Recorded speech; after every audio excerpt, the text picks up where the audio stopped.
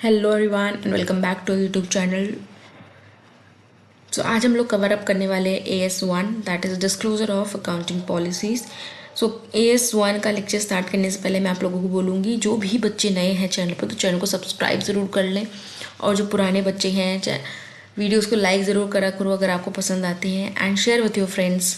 Alright, चलिए start करते हैं AS1 के साथ। सो AS1 किस बारे में बात करता है? डिस्क्लोजर ऑफ अकाउंटिंग पॉलिसीज़ के बारे में बात करता है AS1।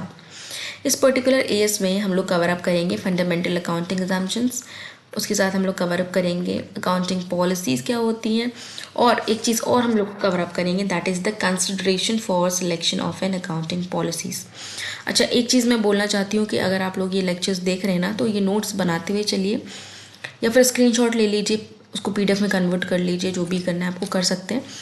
और मैं तो कहूँगी कि आप नोट्स को बनाइए सो दैट अगर आप खुद से नोट्स लिखेंगे तो आपको ज़्यादा याद रहेगा, ठीक है। एंड मैं ये नहीं कह रही हूँ कि याद करने के लिए, बट ये होता है कि आपको समझ में भी चीज़ें जल्दी आसानी से आती हैं। ऑलराइट, सो इसमें हम लोग क्या कवर अप करने वाले हैं? पहला आप अकाउंटिंग अजम्पशंस करेंगे, दूसरा अकाउंटिंग पॉलिसीज़ करेंगे। नाउ अकाउंटिंग पॉलिसीज़ की बात करते हैं तो अकाउंटिंग पॉलिसीज़ क्या होती है? These are the combination of accounting principles and method of applying those principles. So accounting policies क्या है? It's a combination. किसका किसका कॉम्बिनेशन है? अकाउंटिंग प्रिंसिपल्स का and method of applying those principles.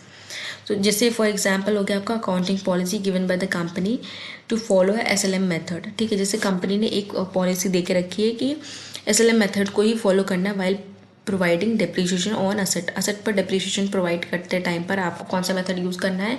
SLM method use करना है। ठीक है, this is just an example. तो जैसे SLM मेथड आपने फॉलो किया है, ऑलराइट, तो 2022 में आपने ये मेथड फॉलो किया, फिर 2023 में भी आपको यही करना पड़ेगा, 2024 में भी यही करना पड़ेगा, 5 में भी आपने सेम किया। ठीक है, फिर आपको लगा कि 2026 में हमें अपना मेथड चेंज कर देना चाहिए, किससे? SLM से हम लोगों ने कर दिया WDV मेथड। ठीक है, अभी आप इतने सालों से तो सेम मेथड फॉलो करते आ रहे थे, अचानक से आपने 2026 में आगे डिसाइड किया कि हम लोग SLM से WDV मेथड पर जाएंगे, तो आपको क्या करना पड़ेगा? डिस्क्लोजर देना पड़ेगा। ठीक है, वही डिस्क्लोजर की बात कर रहे हैं हम AS1 में। अभी देखो, क्यों बोला जाता है कि सिमिलर आपको फॉलो करनी है अकाउंटिंग पॉलिसीज? इसलिए बोला जाता है क्योंकि अगर आप नहीं करेंगे तो उससे कंसिस्टेंसी मेंटेन नहीं रहती। ठीक है, कंसिस्टेंसी मेंटेन नहीं रहती, दैट मीन्स आपने ये पिछले सालों में सेम किए थे बट आपने अचानक से नया कर लिया, तो कंपैरिजन करना बहुत डिफिकल्ट हो जाए। ऑलराइट, जैसे कि आपने 2026 में अगर WDP मेथड यूज़ किया है और आप अब कंपेयर करना चाहते हैं पुराने डेटा को नए डेटा के साथ, तो either you have to convert that data into WDP method, या फिर आपको WDP मेथड को SLM में करना पड़ेगा, तभी आप कंपैरिजन कर पाएंगे। ओके, इसलिए हम एक अकाउंटिंग फंडामेंटल अजम्पशन लेके चलते हैं जिसमें हम लोग फॉलो करते हैं कंसिस्टेंसी। कंसिस्टेंसी का मतलब यही होता है कि आपको सिमिलर काइंड ऑफ पॉलिसीज़ को इस्तेमाल करना है। फॉर एग्जाम्पल, हम एक केस लेके चल रहे हैं, जैसे कि इसमें हम लोगों ने फॉलो नहीं किया था।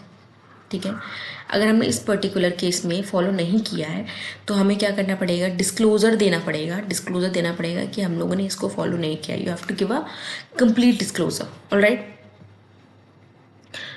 चलिए स्टार्टिंग से हम देख लेते हैं। अभी यही जो मैंने आपको समझाया है यही शॉर्ट में, ठीक है, ये एक तरह से कैसे समरी था। ठीक है, अभी हम इसको इन डिटेल पढ़ेंगे अकाउंटिंग फंडामेंटल अजम्पशंस के बारे में। तो सबसे पहला है आपका गोइंग कंसर्न। गोइंग कंसर्न क्या बोलता है? जो भी एंटरप्राइज है, ठीक है, उसको ऐसा देख के चलते हैं कि वो गोइंग कंसर्न फॉलो कर रहा है। दैट मीन्स उसके जो भी ऑपरेशंस होंगे, बिजनेस ऑपरेशंस, वो इन फ्यूचर चलते रहेंगे, कंटिन्यू होकर रखेंगे, और उनको बंद करने का कोई इरादा नहीं है। और यही सोच के चला जाता है कि जो एंटरप्राइज है उसका ना तो कोई इरादा है, ना ही कोई उसको ज़रूरत है लिक्विडेशन में जाने की।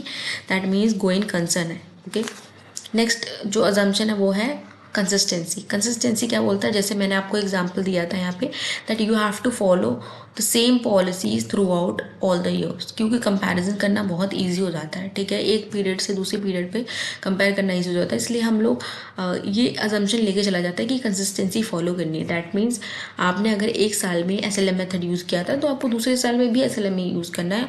और जैसे यहाँ पे आपने आगे चेंज कर दिया तो यहाँ पे आके आपको चेंज नहीं करना है। ठीक है, you have to follow the same method. ठीक है, जो आपने यहाँ पे किया इतने साल में वही यहाँ पर फॉलो करना है, एंटिल एंड अनलेस कोई नेसेसिटी आ जाती है। ठीक है, नेक्स्ट अकाउंटिंग अजम्पशन है अक्रूवल। ठीक है, अक्रूवल क्या बोलता है, रेवेन्यू हो या फिर कॉस्ट हो, जैसे ही वो हो जाते हैं, ठीक है, they are to be recognise as they are earned और इनकर्ड, और उनको रिकॉर्ड कर देना है किसमें, फाइनेंशियल स्टेटमेंट्स में, जिस भी पीरियड से वो बिलोंग करते हैं। फॉर एग्जांपल 2022 का डेटा है तो 2022 में चला जाएगा, और 26 का है तो 26 में चला जाएगा। ठीक है, ये सब ध्यान रखना है। अब जो सबसे इम्पॉर्टेंट चीज़ है जो मैं आपको बताने जा रही हूँ वो ये है कि अगर आपने ये तीनों के तीनों अजम्पशंस को फॉलो करा हुआ है, ठीक है, ये तीनों अजम्पशंस अगर आपने फॉलो करी हैं तब तो आपको कोई डिस्क्लोज़र नहीं देना है। बट अगर आपने फॉलो नहीं करी है देन आपको डिस्क्लोज़र देना पड़ेगा, क्योंकि आपने इनको फॉलो नहीं किया है। ठीक है, और अगर कोई कंपनी ने ऐसा कुछ डिस्क्लोज़र नहीं दे रखा है तो हम ये मान के चलते हैं कि कंपनी ने ये तीनों फंडामेंटल अजम्पशंस को फॉलो करके रखा है। ऑलराइट, तो ये तो आपकी क्या होगी, हम लोगों ने तो दोनों चीज़ें कवर अप कर ली हैं। पहला आपका अकाउंटिंग फंडामेंटल अजम्पशन और अकाउंटिंग पॉलिसीज़ क्या होता है। अभी जो थर्ड मोस्ट इंपॉर्टेंट चीज़ है वो है consideration for selection of accounting policy. ठीक है, कौन कौन सी कंसिडरेशंस हैं जो हमें ध्यान रखनी पड़ती हैं while selecting accounting policy. Okay, तो सबसे पहले आपको देखना पड़ेगा जो भी फाइनेंशियल स्टेटमेंट्स हैं, ओके, वो फाइनेंशियल स्टेटमेंट्स आप प्रिपेयर, उनको प्रिपेयर इसलिए करते हैं क्योंकि वो ट्रू एंड फेयर व्यू दे सकें। ठीक है, तो जो भी अकाउंटिंग पॉलिसी आप सिलेक्ट कर रहे हैं वो एकदम true and fair view they. Okay, so जब भी आप सिलेक्ट कर रहे हैं तो आप ऑल्टरनेटिव भी चेक कर लेंगे कि क्या हमने एक पॉलिसी ली है। ठीक है, जैसे आपने SLM मेथड यूज़ किया है, यहाँ पे हम अभी यही एग्जांपल लेके चल रहे हैं तो मैं आपको यही ले लेती हूँ। ठीक है, जैसे SLM मेथड है और आपका WDV मेथड है। ठीक है, इन दोनों में से आपको पहले आप देखेंगे कि कंपैरिजन करके कि क्या ये वाला मेथड हमको ट्रू एंड फेयर व्यू दे रहा है या फिर ये वाला मेथड। तो जो भी दे रहा है उसको आप एक्सेप्ट कर लेंगे और जो नहीं दे रहा है उसको रिजेक्ट कर देंगे, उसको नहीं फॉलो करेंगे। ऑलराइट, तो ये आपकी पहली क्या है, प्राइमरी कंसिडरेशन है, आपको प्राइमरी कंसिडरेशन है जब भी आप अकाउंटिंग पॉलिसी को सिलेक्ट कर रहे होंगे। Okay, so this is your primary consideration.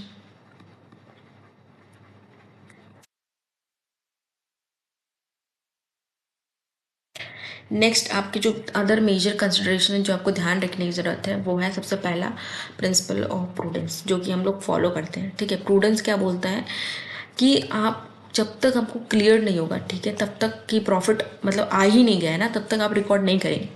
But अगर आपको लगता है कि फ्यूचर में लॉस हो सकता है तो आप उसको रिकग्नाइज करेंगे and you will record that. ठीक है, इसी को ध्यान में रखते हुए जब भी हम लोग जो लॉसेस होते हैं ना उनका प्रोविजन बना के चलते हैं।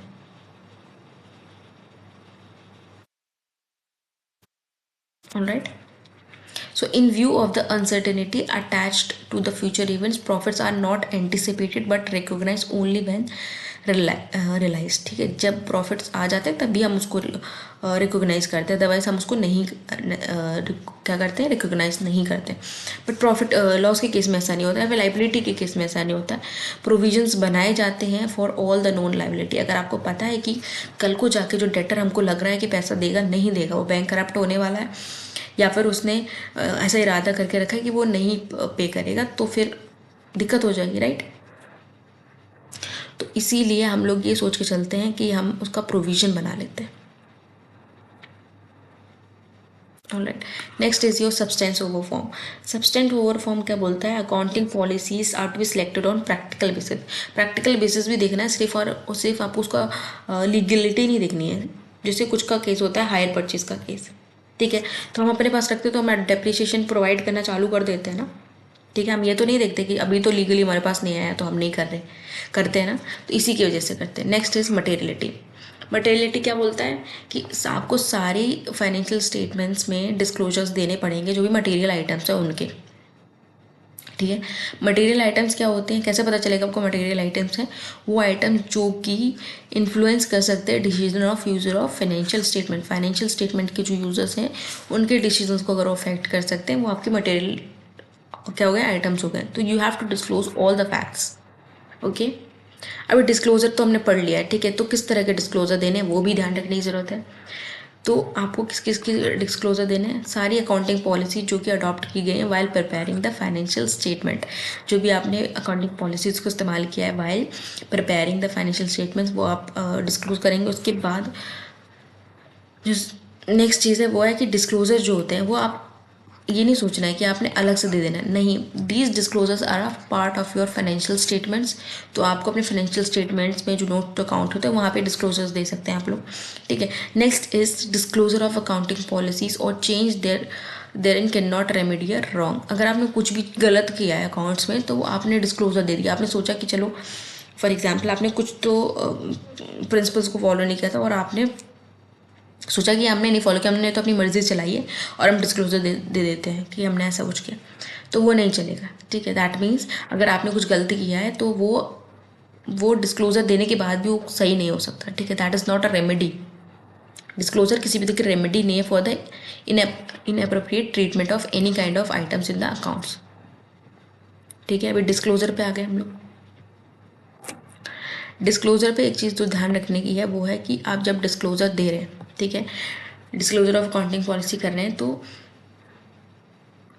उसमें जैसे फॉर एग्जांपल आपका जो भी डिस्क्लोजर मतलब अकाउंटिंग चेंज हुई है, मतलब basically change in accounting policy हुई है, अगर उसका मटेरियल इफेक्ट है करंट पीरियड में, तो आपको अगर पता है कि कितना अमाउंट से हो रहा है तो आप अमाउंट डिस्क्लोज करेंगे। और आपको नहीं पता कि क्या अमाउंट है तो आप फैक्ट्स डिस्क्लोज करेंगे, ओके। और ये फैक्ट्स कब डिस्क्लोज करने हैं? इन द करंट पीरियड, जिससे भी रिलेटेड है, मतलब करंट पीरियड में ही उसको डिस्क्लोज करना है। और अगर नहीं है, ठीक है, नॉन मटेरियल है, तो फिर नॉन मटेरियल इफेक्ट है तो फिर क्या करना है? अगर वो नॉन मटेरियल इफेक्ट है और बट हो सकता है कि इन फ्यूचर वो अफेक्ट कर सकता है तो आपको उसका भी डिस्क्लोजर देना पड़ेगा। ऑलराइट, सो ये ख़त्म होता है आपका AS1।